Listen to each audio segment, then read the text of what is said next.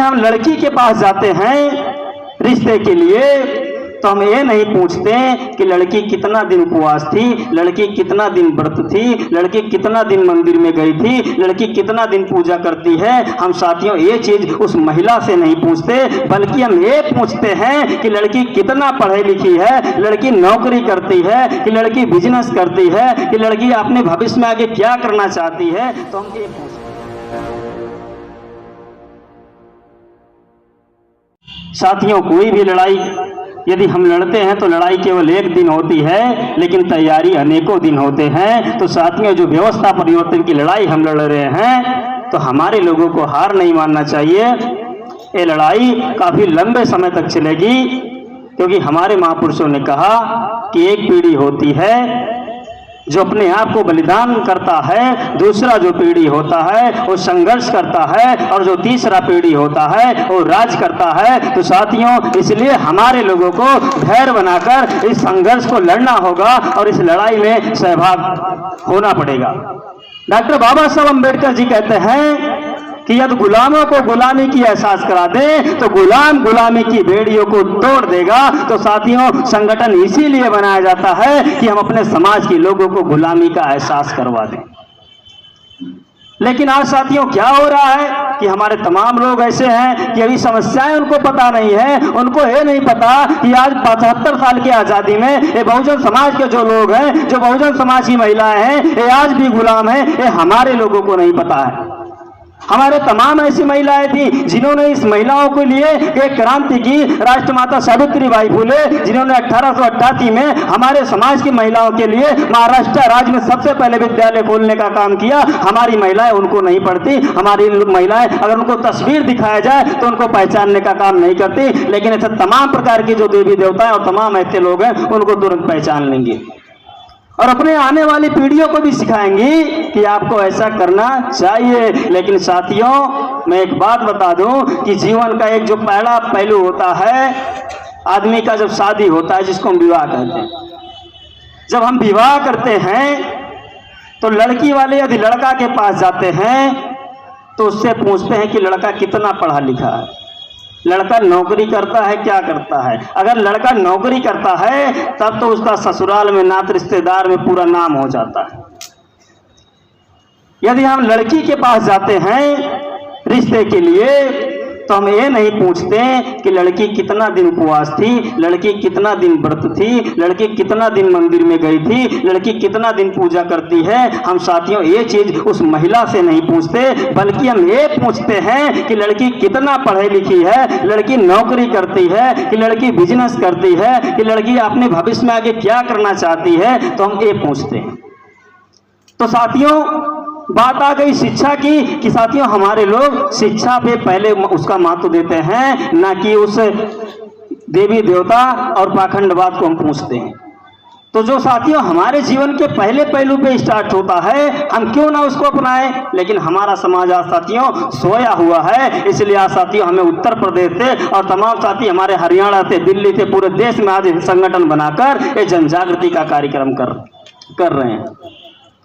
तो साथियों, जिसका संविधान दिवस हम मना रहे हैं, जिस भारतीय संविधान दिवस का, आप लोगों को जानकारी के लिए बताता हूं, इसी दिल्ली के जंतर मंतर स्थान पे, ये वही दिल्ली है जहां पर इस भारतीय संविधान का 9 अगस्त 2018 को जंतर मंतर के स्थान पर संविधान की प्रतियां को जलाने का काम इस देश के संविधान को न मानने वाले लोग, देशद्रोही लोग जिसको हम कहते हैं, इन लोगों ने ऐसा किया। साथियों, जिन्होंने इस संविधान के प्रतियों को जलाया, तो संविधान के जो प्रतियों को जलाया, तो इससे यह साबित होता है कि वह व्यक्ति संविधान को नहीं मानता, इसलिए वह भारतीय संविधान की प्रतियों को जलाया।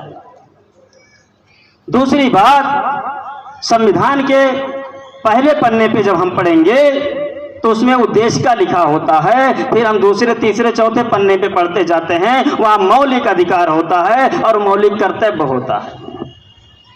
तो साथियों, जो मौलिक कर्तव्य होता है, हमारे बहुजन समाज के जो लोग हैं और तमाम इस देश के रहने वाले जो समस्त नागरिक हैं, वो क्या करते हैं, अपने मौलिक अधिकार के ऊपर सचेत होते हैं, वो जागरूक होते हैं कि हमारा अधिकार क्या है।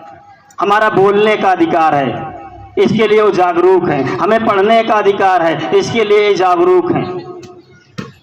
यानी जो मौलिक अधिकार है, जो मौलिक अधिकार के अंतर्गत और तमाम ऐसे उनको योजनाएं मिलती हैं, उसके लिए वो जागरूक है। लेकिन संविधान में कुछ लिखे हैं मौलिक कर्तव्य की, हमारे मौलिक कर्तव्य क्या है? मौलिक कर्तव्य क्या हमारे लोगों ने पढ़ा? क्या मौलिक कर्तव्य जो कर्तव्य होता है संविधान का, आज उस कर्तव्य को हमारे लोग नहीं कर रहे हैं कि संविधान के प्रति और इस देश के राष्ट्रीय और एकता और अखंडता को बचाने के लिए हमारा क्या कर्तव्य बनता है। आज साथियों उस कर्तव्य को इस देश में लागू नहीं किया गया। संविधान को तो 75 साल हो गए, आजादी के 75 साल हो गए, लेकिन वास्तव में आज संविधान पूर्ण रूप से लागू नहीं हुआ है। वास्तव में अगर संविधान को लागू होता तो साथियों हमारा समाज आज इस तरह से ना रहता। तो साथियों जो मैं बता रहा था कि वो लोग इस संविधान को नहीं मानते, इसलिए वो लोग संविधान को जलाए। तो मान्यवर बाबा साहब अम्बेडकर जी ने जब मनुस्मृति को पढ़ा, जब भारतीय संविधान नहीं था, जब हमें कोई अधिकार नहीं था, तो डॉक्टर बाबा साहब अम्बेडकर ने मनुस्मृति को पढ़ा। और जब मनुस्मृति को पढ़ा तो उसमें क्या लिखा था कि जो मूल निवासी बहुजन समाज के लोग हैं, इनको केवल जो क्षत्रिय के लोग हैं, जो ब्राह्मण के लोग हैं, जो एंटीना वाले हैं, जिनका वाईफाई बहुत तेज होता है, जिनको हम एंटीना वाले कहते हैं, जो एंटीना वाले हैं, उन लोगों ने क्या लिखा? जब उन्हें मनुस्मृति लिखने का अधिकार मिला तो उन्होंने हमारे लोगों को अधिकार से वंचित किया। हमें शूद्र कहा, हमें नीच कहा, हमें अछूत कहा। यहां तक कि हमें पानी पीने तक अधिकार नहीं दिया, हमें दिन में चलने तक अधिकार नहीं दिया, हमें बोलने का अधिकार नहीं दिया, हमें धन दौलत रखने का अधिकार नहीं दिया। यानी कोई भी अधिकार नहीं दिया। केवल एक अधिकार दिया कि आप लोग क्या करेंगे कि जो ब्राह्मण क्षत्रिय के लोग हैं उनकी केवल सेवा करेंगे। बस एक ही अधिकार हमारे बहुजन समाज के लोगों को दिया। तो ये बात जब बाबा साहब अम्बेडकर को जो पता चला और बाबा साहब अम्बेडकर ने मनुस्मृति पढ़ी, तो बाबा साहब अम्बेडकर ने मनुस्मृति को क्या किया कि बाबा साहब अम्बेडकर ने एक चौराहे पे जाकर भारतीय मनुस्मृति को जलाने का काम किया। क्यों जलाया? क्योंकि उस समय जो गुलामी का कारण था वो मनुस्मृति था। इसलिए डॉक्टर बाबा साहब अम्बेडकर ने मनुस्मृति को जला दिया। जब बाबा साहब अम्बेडकर ने मनुस्मृति को जला दिया तो इस देश के जो रहने वाले आज वर्तमान में जिनको हम ब्राह्मण कहते हैं, जिनको हम जनरल कैटेगरी के लोग कहते हैं, जिनको हम मनुवादी के लोग कहते हैं, उन्होंने कसम खाई, उन्होंने प्रण लिया कि डॉक्टर बाबा साहब अम्बेडकर ने जिस संविधान, जिस मनुस्मृति को जलाया है, ये हमारा कानून था जिसके वजह से हम भारत देश पर राज करते थे। ऐसे मनुस्मृति को एक ऐसा शख्सियत है जिसका नाम डॉक्टर बाबा साहब अम्बेडकर है, जो एक अछूत है, जो एक शूद्र है, उन्होंने हमारे कानून को जलाया है। तो हम क्या करेंगे कि आने वाले 100 सालों में इन बहुजन समाज के लोगों को फिर से गुलाम बनाएंगे। आज आज़ादी के 75 साल हो गए, इसलिए साथियों लॉकडाउन लगाकर हमारे लोगों को शिक्षा के क्षेत्र में पीछे करने का काम किया। और दूसरा सबसे बड़ा जो इस देश में षड्यंत्र हो रहा है कि इलेक्ट्रॉनिक वोटिंग मशीन लाकर हमारे लोगों को जो बाबा साहब अम्बेडकर ने अधिकार दिया, क्या अधिकार दिया कि राजा बनने का अधिकार दिया, वोट का अधिकार बाबा साहब अम्बेडकर ने दिया।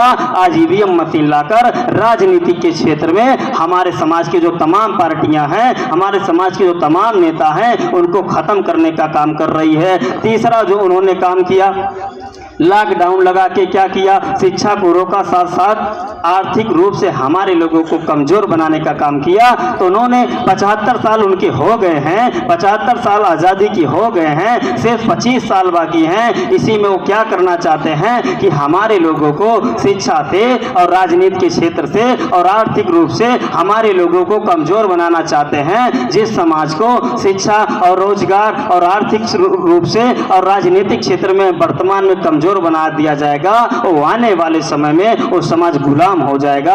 आज साथियों इनका इतना बड़ा षड्यंत्र है, इस षड्यंत्र को हमें समझना होगा। और साथियों समय कम है, वक्ताएं बहुत हैं, तो साथियों में ज्यादा बातें ना कहते हुए एक बात आप लोगों से कहना चाहता हूं कि जुल्म के साए में जुबा खोलेगा कौन।